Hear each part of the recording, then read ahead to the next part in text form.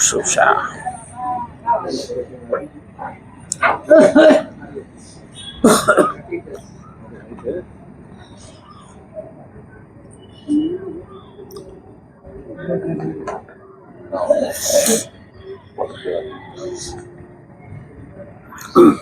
જ્ઞાનની આંખો વડે ભગવાનને ઓળખવા. ગઈકાલે હું જોતો તો કાશીમાં એક 19 વર્ષના યુવાને 50 કલાક સુધી સામવેદના વેદના શ્લોકો મોઢેથી બોલ્યા, સતત 2000 શ્લોકો.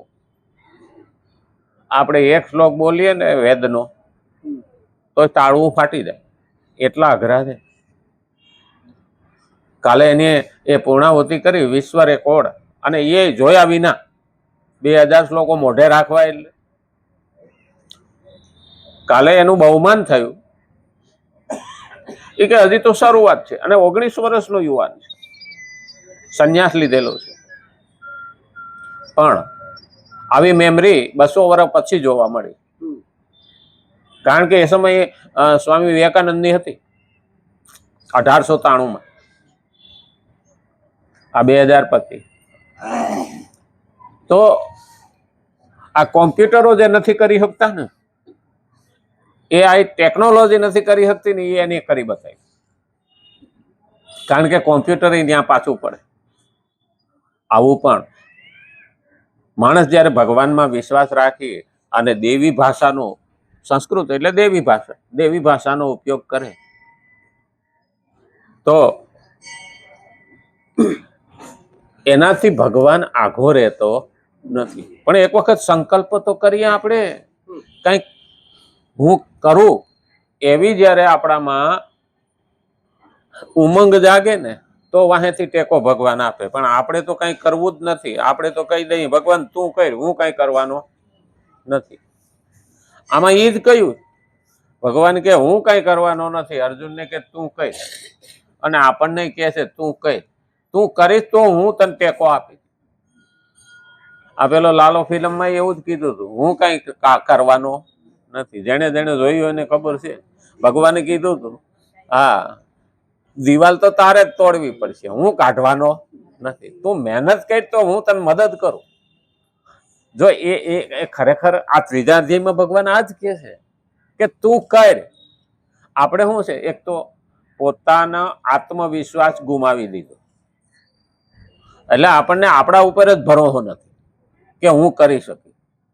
આત્મવિશ્વાસ ગુમાવી દીધો, શ્રદ્ધા ગુમાવી દીધી, એટલે તો આપણું મન નબળું પડ્યું. મન નબળું પડે ને એટલે આપણે શું કહીએ, હે માં મારું કંઈક કર. આપણે શું છે, નમાલા થયા. ગઈકાલે આપણે એ જ વાત હાલતી હતી. સર્કસના સિંહ છે ને, એ મોઢું સિંહનું છે, પણ માનસિક રીતે સિંહ પણ નમાલા થઈ ગયા. કારણ કે નમાલો કરી શકે નહીં. સિંહનો, સર્કસનો સિંહ ભલે ત્રાળ નાખે પણ જંગલમાં જઈને શિકાર કરી ન શકે, એનો બીજા શિકાર કરી જાય. તો આપણે માણસ પણ આવા જ થઈ ગયા છે, હું કંઈ કરી નહીં શકું. એક સતત માણસના મન ઉપર આવો પ્રભાવ પડે ને, ત્યારે માણસ નકામો થઈ જાય. મન નબળું પડે ને એટલે એવું થાય. અને એ ભગવદ્ ગીતામાં લખ્યું છે, તારું મન મજબૂત કર. મન મજબૂત કરી તો સંસારમાં પણ આ ભાવપાર કરી લઈશ, અને ભક્તિમાં પણ ભક્તિમાં પણ ભગવાન સુધી પહોંચી જાય. હવે અમેરિકા વાળાને આ પેલા મગજમાં નહોતું બેસતું, એટલે એની પ્રયોગ કર્યો. એ લોકો કેવા છે, પશ્ચિમી વાળા, એને તો પ્રયોગ કરે ને કઈ સફળતા મળે તો માને. આ ભગવદ્ ગીતામાં લખ્યું, એ પહેલા તો એને વિશ્વાસ જ નહોતો આવતો, મનમાં એટલી બધી તાકાત છે. હા છે. એ લોકોએ એક કેદી ઉપર પ્રયોગ કર્યો, એને ફાંસીની સજા હતી. તો એને કીધું, અમે તું તો આ તારીખે મરવાનો જ છો. તો કે હા. તો કે લોક કલ્યાણ માટે થઈ અને અમે તારા ઉપર પ્રયોગ કરીએ, જો તું છૂટી આપતો હોતો. એ કે આમે મારે મરવાનું ને આમે મરવાનું, તમારે જે પ્રયોગ કરવો એ કરો. કે સજા તો માફ થવાની નથી. કે મરતા જો હું કોઈને કાયમ આવું તો. એટલે એને કીધું કે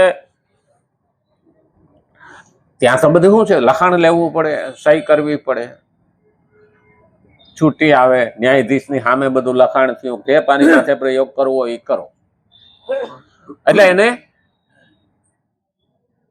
30 દિવસનો સમય બાકી હતો. એટલે રોજ પેલો કાળોતરો નાગ દેખાડે કે તને ફાંસીએ નહીં લટકાડીએ, પણ આ તે દિવસે આ નાગ તને ડંખ મારશે અને તું મૃત્યુ પામીશ. એટલે તને મોતની સજા છે એ તો છે, પણ આ પ્રયોગ અમારો. હવે ઓલા રોજ હવારે ને સાંજે દેખાડે, રોજ હવારે ને સાંજે દેખાડે. હવે 30 દાડા સુધી આવું ને આવું રોજ હવાર સાંજ જોવે ને એટલે શું થાય કે હારો નાક તો કડવાનું જ છે, હું તો મરવાનો જ છું. પછી હું એટલે ઓલું મગજમાં રોજ બેહે, મનમાં રોજ બેહે કે આ કડવાનું, આ કડવાનું.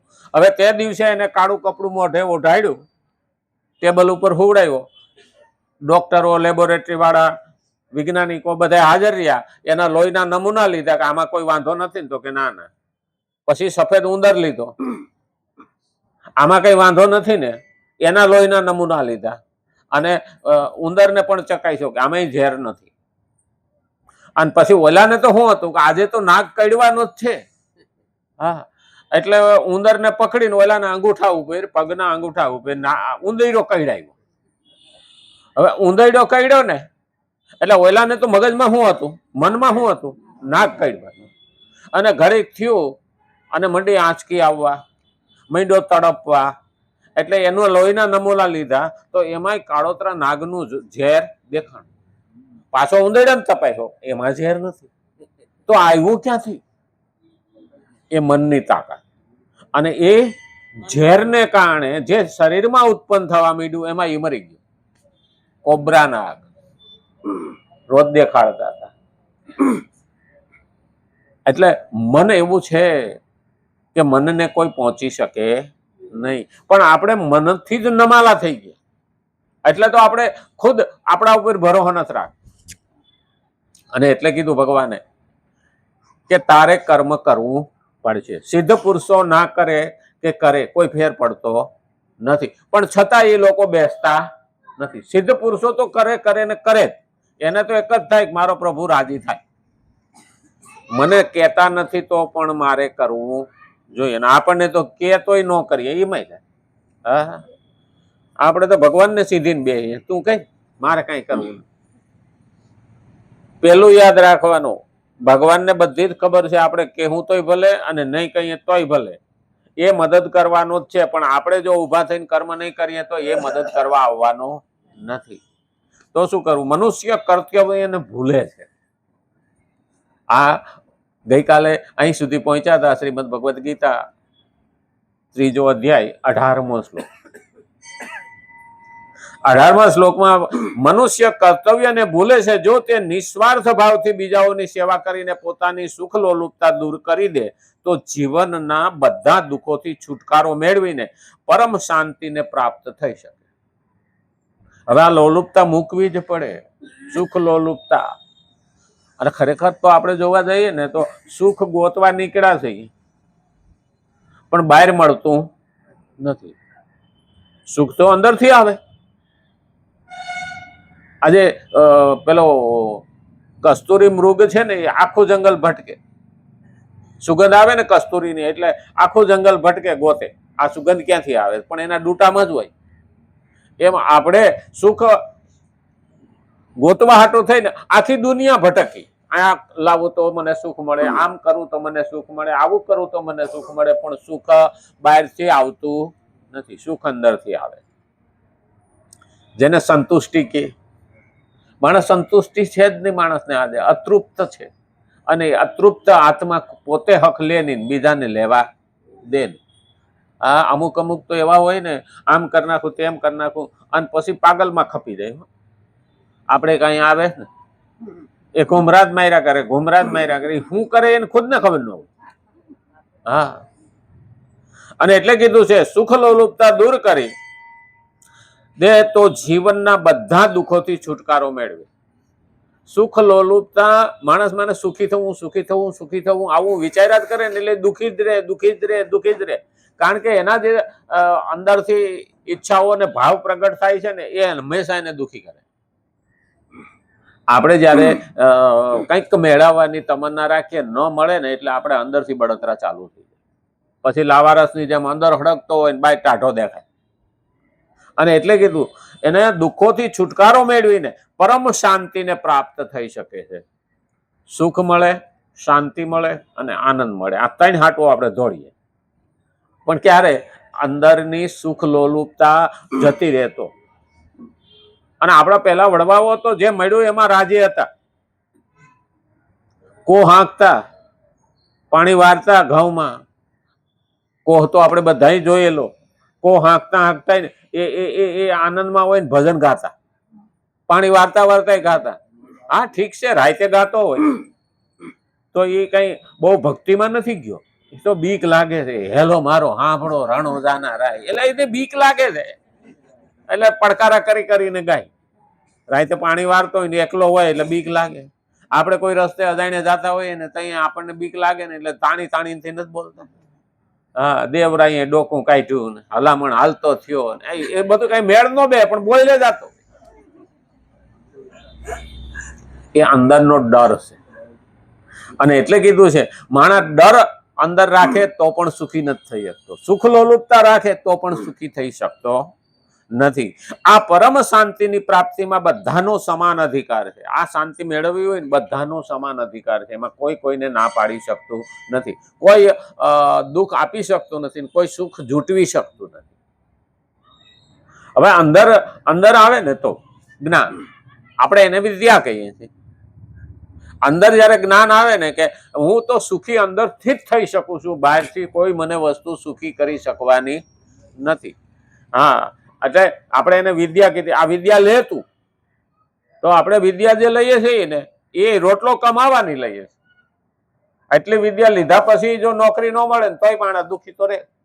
હા, નહીતર ન ચોર હાર્યમ ન ચ રાજ હાર્યમ ન ચ ભાતૃભાજ્યમ ન ચ ભારકારી વિદ્યા ધનમ ઉત્તમ ધનમ વ્યય કૃતે વર્ધતે. આ એક જ ધન એવું છે જેમ વાપરો એમ વધે. ન ચોર હાર્યમ, ચોર એને લઈ જઈ શકતો નથી. ન ચ રાજ હાર્યમ, રાજાય નો લઈ જાય. ન ચોર હાર્યમ ન ચ રાજ હાર્યમ ન ચ ભાતૃભાજ્યમ, ભાઈ કોઈ દી એનો ભાગ માગી શકે નહીં. તાર અડધું ભેજું મન દઈ દે એવું કે નહીં.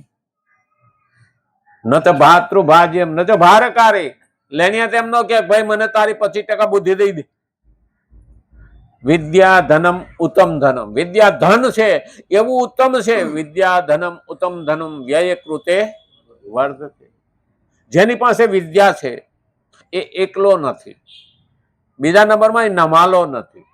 ત્રીજા નંબરમાં એની પાસે જે વિદ્યા છે એને કોઈ દી દુઃખી થવા દેતી નથી. આજે માણસને છે સુખ લોલુપતામાં એ દુઃખી થાય છે. બાકી વિદ્યા છે એ તો માં છે. સરસ્વતી માં કહીએ છીએ આપણે. અને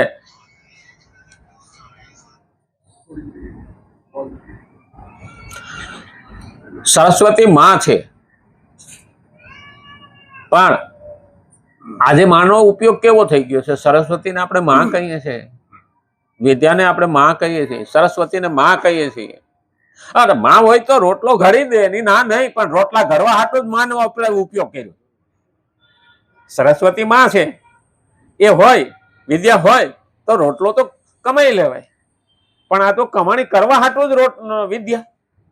એટલે શું છે? રોટલા ઘડવા વાળી જ માં થઈ ને, બાકી તો કઈ વિદ્યા શું થઈ? એટલે પેલું યાદ રાખવાનું, માં હોય તો રોટલો ઘડી દે, પણ રોટલા ઘડવા માટે જ માં નથી. આવી વિદ્યા જ્યાં સુધી ન આવે એટલે તો આપણે ત્યાં કીધું છે કે જીવનનું શિક્ષણ જુદું ને જીવિકાનું શિક્ષણ જુદું. જીવનનું શિક્ષણ જુદું અને જીવિકાનું શિક્ષણ જુદું. હવે આ શિક્ષણ આપણને મળ્યું નથી. એટલે તો આપણે ત્યાં પેલા ગુરુ પદ્ધતિ હતી. કારણ કે જીવનનું શિક્ષણ ત્યાંથી મળતું હતું અને જીવિકા માટે તો કોઈ ચિંતા જ નથી. કારણ કે એને પહેલેથી વ્યવસ્થા જ હતી.